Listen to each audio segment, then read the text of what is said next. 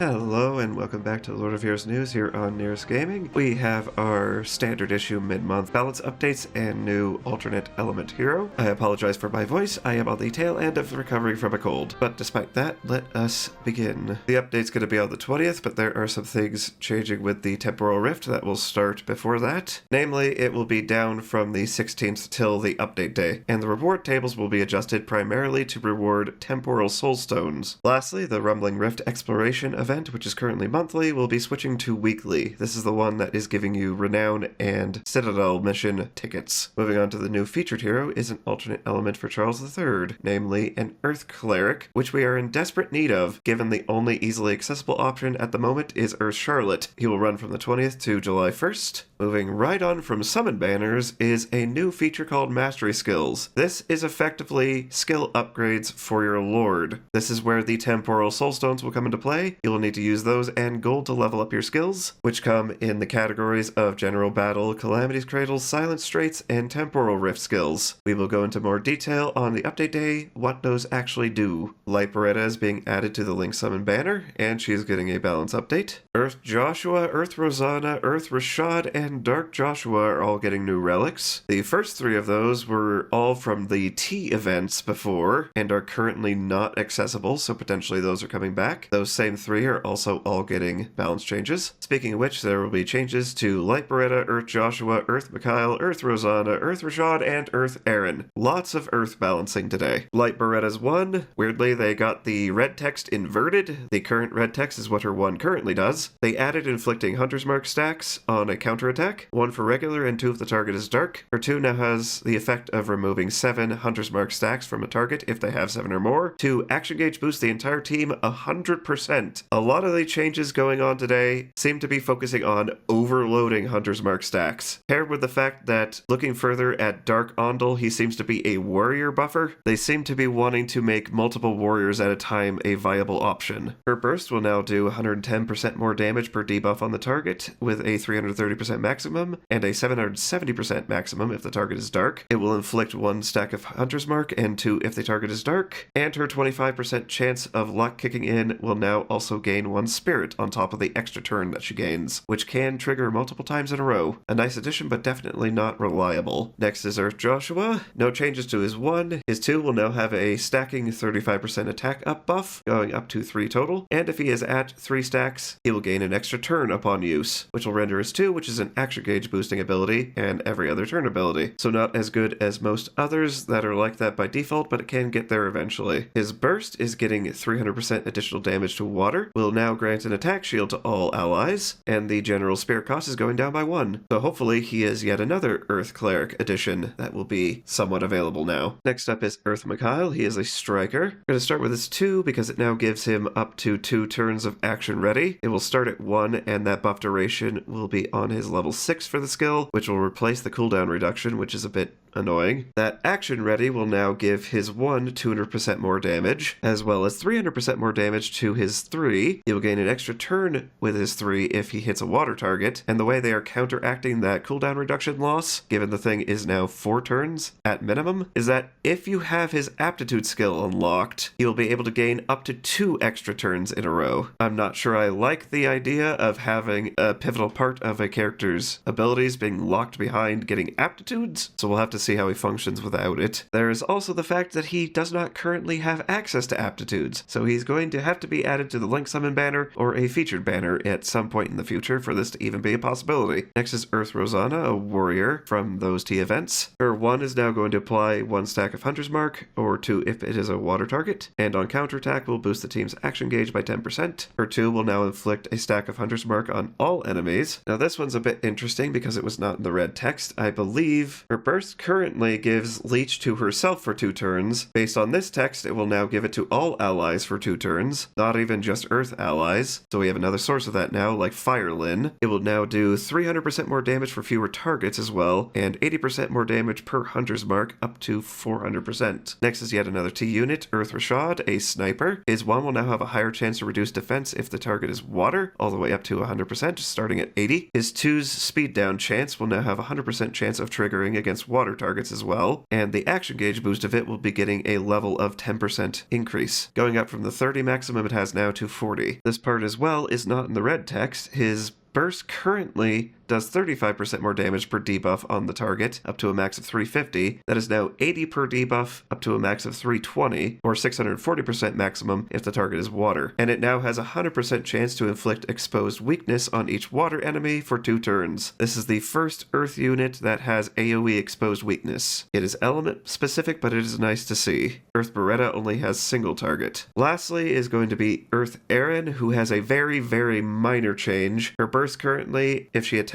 a target with 7 or more stacks of Hunter's Mark, will remove all of the Hunter's Mark stacks, regardless of if it's more than that or not. Now it will only remove 7. So another hint at the Hunter's Mark overload viability that they're going for. Done with that, now we have another Mystic Beast Showdown event. You will have to be in an alliance for this. It will run from May 20th to June 2nd, and will be water and earth elemental beasts. Therefore, you could get fire and earth soulstone fragments. Both Charles III and Cessair will be getting wedding outfits that will run from May 20th to June 18th. For some mission passes that will have free rewards, there is the banquet one running from May 20th to June 18th, as are all of these. One individually for Cessair and one individually for Charles. They got rid of the screenshot artwork for these free packages for some reason. From May 20th to July 1st, you can pick up 500 crystals and 50,000 gold for free. Till June 18th, from the 20th of May, you can pick up the same for free for Light Beretta's package. And then for that same May 20th to June 18th period, you could pick up a free package for 50 link stones, 5 featured relic summon tickets, and 250 crystals. Now moving on to our new Earth Cleric. Here are Earth Cleric Charles III's level 1 and 70 stats. He is very much a health cleric, and he has kind of awful defense for level 70. Just barely not even breaking 1100. Very good speed though, and absurdly good health. His Ascension 2 stats will be approximately 18,194 health, 1,540 attack, and 1,262 defense. His 1 is going to be a single target attack, and is likely going to be the primary source of his damage, weirdly. They seem to be leaning him in a burstless DPS cleric kind of way. This 1 will have HP scaling on the damage, and will deal 110% more damage per buff on him, to a maximum of 330%, or 550% if the target is water. So 3 buffs are regular, and 5 buffs are water. His 2 is going to start at 3 turns and go down to 2. It is a HP based heal for the whole team, and a HP based shield for the whole team, and it will trigger flurry twice. This is the motif of this character. His burst is going to start at a spear cost of 4, going all the way down to 2. It is an AoE attack, has HP scaling on the damage, gives him crit rate up for 4 turns, gives him a stacking crit damage buff, maxing at 3 stacks, of 15% going up to 25% per stack, and triggers flurry twice. His 2 is that useful healing and shielding ability for clerics, but everything leans into his 1 being his primary damage source, and all of his other abilities aid in him firing that as often as possible and maxing out its damage. He gets 1 buff from his 2, he gets 2 additional buffs from his 3, maxing out his 1's buff boosted damage for regular targets. He will get an additional buff from 2 of his relics, so he will only need 1 other buff from an outside source to maximize his damage. Passes are going to be crit rate and water damage, so not only does he get increased crit rate from his burst, he gets crit rate from his passive, so you have to build likely immensely less crit rate in his gear, letting you lean further into more HP or more crit damage or speed. His base relic can help with that even further, being it gives him more crit rate, although his refined and divine are even better, and they are a nice, simple, easy, what do you need at the time kind of choice. They will both increase his damage against water targets by 25 going up to 55%, and have a 50 to 100% chance based on levels to increase either the attack of each Earth ally or defense of each Earth ally, respectively, for 1 up to 2 turns upon attacking based on levels. Refined is going to be attack, divine is going to be defense. Earth has access to both of those buffs pretty effectively, so my initial thinking is you would run him as your cleric for the team, alongside Earth Aslan, who is your action gauge booster, and he provides attack up to the team, and then you run the defense divine relic, there's your 5 debuffs immediately, and on top of that, you run Earth Fram for the cooldown reduction, reduction, so you can fire off his second ability, keeping the shields up for the team constantly, given it gets down to a 2-turn cooldown, and Fran will reduce that down to 1 with her 2. She will provide Spirit Gauge for the team. Charles will still get to fire off his 1 because his 2 fires Flurry twice, and on top of that, Fran's Burst provides defense up and immunity to the team. Then you could run an actual DPS in the likes of Earth Ecotestal, and then a Resolve tank like Earth Aaron. So yeah, I could see him being a fine addition to Earth teams, especially if you don't have someone like Earth C2, because I don't think she's ever coming back, unfortunately. And that is going to do it for Lord of Heroes news on Nyris Gaming today. Thank you all for stopping by. Let me know what you think about the upcoming changes to all the heroes and the upcoming new hero down in the comments below. Like if you like, subscribe if you want to see more in the future. Stop on by for my streams, usually on Monday, Thursday, and Friday at 6 p.m. Mountain Standard Time, sometimes Tuesday at noon, if you're so inclined, and I shall see you in the next one.